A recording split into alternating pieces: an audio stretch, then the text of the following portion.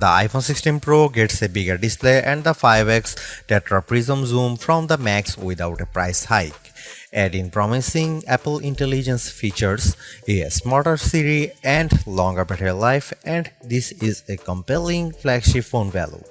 I just wish the charging speed got a boost and that visual intelligence and ChatGPT weren't coming later. The iPhone 16 Pro goes on sale September 20 and starts at $999 for 128 GB of storage.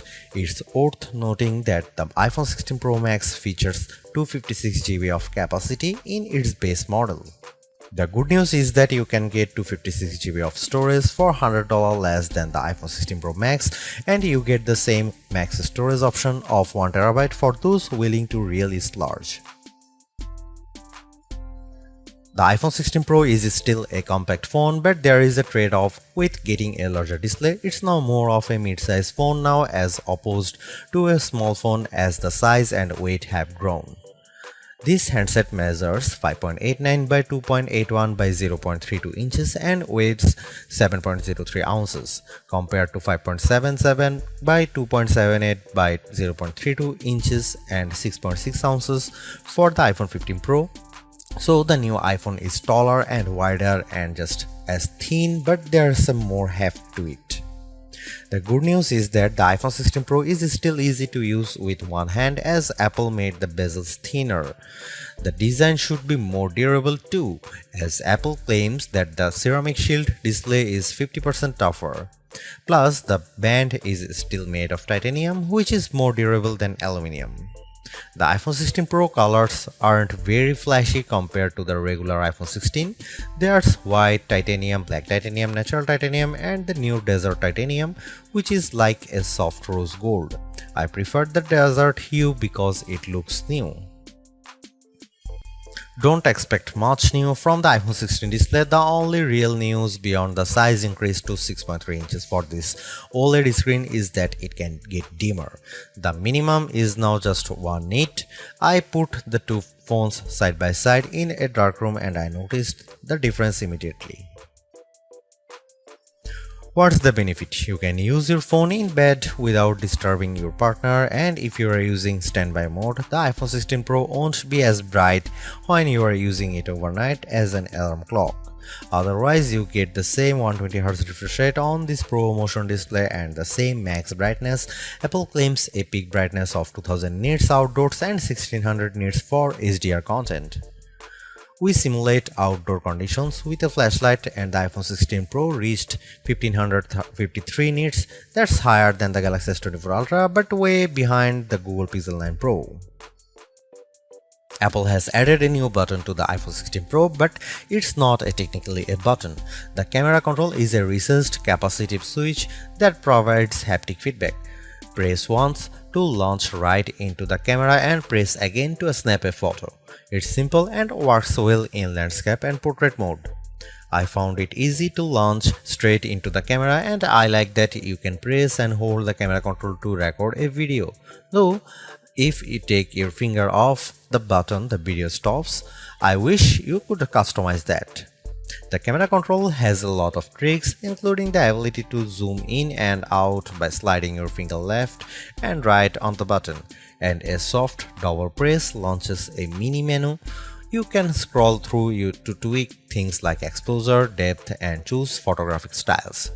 There's a learning curve to camera control, but I'm glad that it's an option. Plus, this frees up the action button on the left side of the iPhone 16 Pro for programming other shortcuts. The iPhone 16 Pro has a few key upgrades that I appreciated during my testing. There's a sharper 48MP ultra-wide camera, a faster 48MP main fusion camera with zero shutter lag, and the 5x Tetra Prism zoom borrowed from the Pro Max series. In addition, photographic styles are integrated directly into the Camera and Photos app, so you can change skin undertones and the mood effect of your photo on the fly. Plus, you can tweak it after the fact. To test the iPhone 16 Pro's faster performance, I had my son take a photo of me shooting a jump shot side by side with the iPhone 15 Pro, and the result is brighter and more detailed image. How does the iPhone 16 Pro compare to the best camera phones? I shot a number of pictures using the iPhone 16 Pro alongside the Samsung Galaxy S24 Ultra and the Google Pixel 9 Pro XL to find out. I put the ultra-wide camera to the test on the iPhone 16 Pro with this shot of a beach and Apple comes out on top. The colors are more natural through the iPhone versus the Galaxy S24 Ultra, and Samsung's peak looks distorted on the right side by the flowers. Here are some camera samples of iPhone 16 Pro.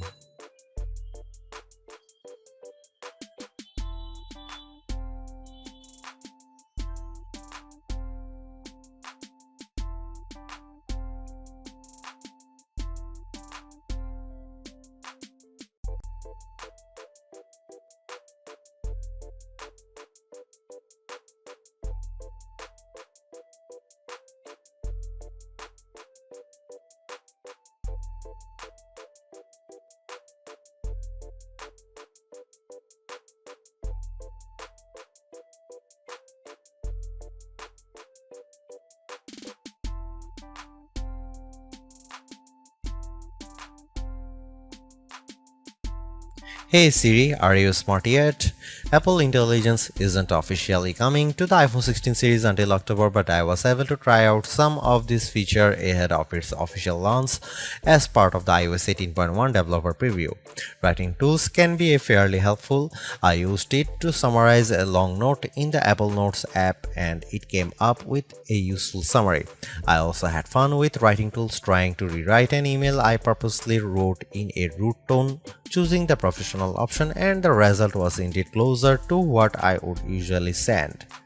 I also used Apple Intelligence to look up how to do various things on the iPhone and get back step-by-step instruction for how to screen record on your iPhone, so you'll definitely spend less time looking up how to at online.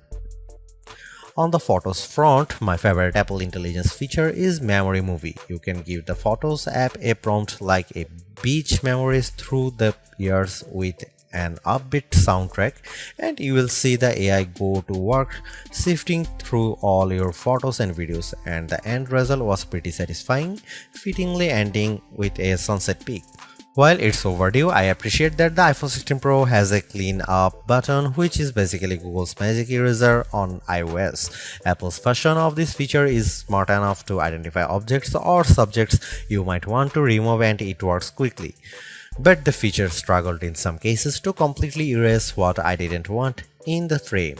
Siri is definitely the biggest upgrade with Apple Intelligence. It's a lot more conversational and forgiving of mistakes as we speak. For example, I was able to correct a timer from 10 minutes to 5 minutes on the fly and Siri got it right. The new Siri in Apple Intelligence is also better with follow-up questions. For example, I could ask about the weather today and then say, how about the rest of the week? And I got an extended forecast. Siri was also smart enough to answer who do the Yankees play next and what are the odds in succession, though it couldn't tell me who the starting pitcher was. I got several links instead. Another plus is that you can talk to Siri just by typing. You tap the bottom of the iPhone 16 Pro to enter your query, which comes in handy when you can't talk. Siri is definitely getting better, but it doesn't have that wow factor that you will experience with Gemini Live Voice or GPT-40 Voice, where it feels like you are having a real conversation with a chatbot. The iPhone 16 Pro packs Apple's new A18 Pro chip built on 2nd generation 3nm tech as well as 8GB of RAM. Based on our testing, it is indeed the fastest chip around, but not on every test. When I played Resident Evil Village, I was scared as I made my way down a snowy path and stumbled upon some dead birds. The graphics are console grade. I also got to play the Infinity Nikki game, which was in beta, and the lighting and water effects were very impressive. On Geekbench, which measures overall performance, the iPhone 16 Pro is 50% faster than the Galaxy S24 Ultra's Snapdragon 8 Gen 3 chip on single core and 15% higher on multi-core performance. The Pixel 9 Pro series is well behind.